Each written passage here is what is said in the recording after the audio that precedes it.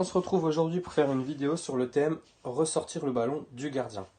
On va voir aujourd'hui les choix possibles de passes entre les joueurs pour ressortir le gardien et on verra jeudi les principes qu'on peut appliquer.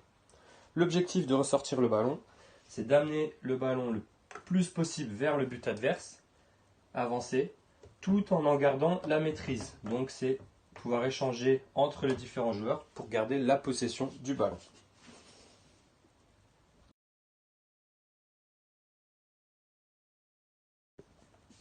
Pour ressortir le ballon, plusieurs solutions. La première, c'est de jouer court.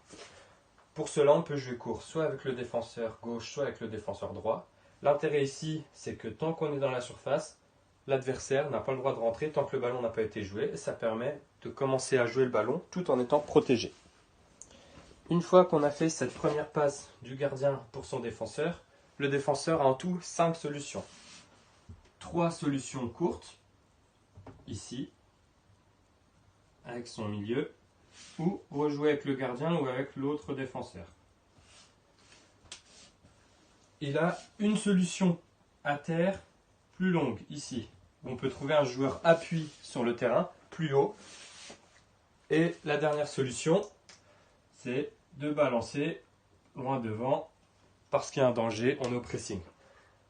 Sur 5 solutions, 3 solutions courtes qui permettent de garder le ballon, une solution bleue plus difficile, mais qui permet aussi de garder le ballon et de beaucoup avancer, et une solution en noir qui permet de beaucoup avancer, mais qui ne permet pas de garder la maîtrise du ballon.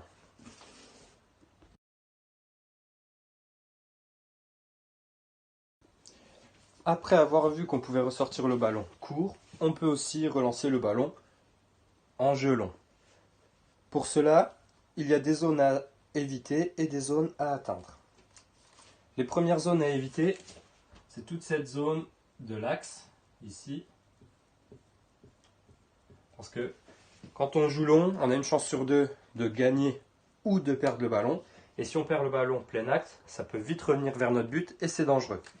Les autres zones à éviter, c'est juste sur le côté. Pour éviter de mettre la balle en touche. Et si on met la balle en touche, on perd le ballon, touche pour l'adversaire. Encore une fois, on peut perdre le ballon. Autre intérêt, si on joue dans cette zone ici et qu'on perd le ballon, un seul joueur en face.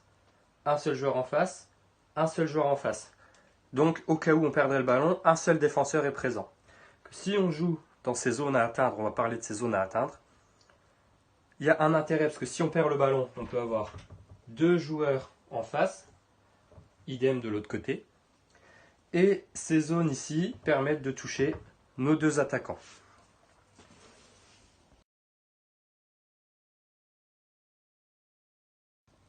Maintenant, on va faire un petit comparatif entre le jeu court et le jeu long pour voir ce qui est le plus avantageux. D'abord, sur le jeu long, on a vu que sur le premier ballon qu'on jouait, on avait une chance sur 2 de gagner le ballon. Admettons qu'on gagne le ballon, on n'est encore pas sûr de pouvoir réussir à faire une passe, mais on a de nouveau une chance sur 2 parmi les ballons qu'on a réussi à gagner. Ce qui fait en tout environ 25% de chance d'avoir la maîtrise.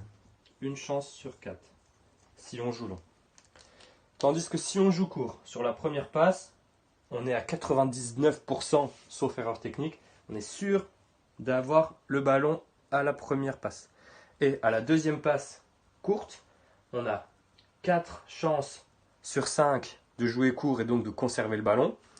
Ou alors on peut jouer long et s'en débarrasser. Ce qui fait qu'au cumul des 2 premières passes, on a 90% de chance, donc 9 sur 10, de conserver la maîtrise du ballon en ressortant court.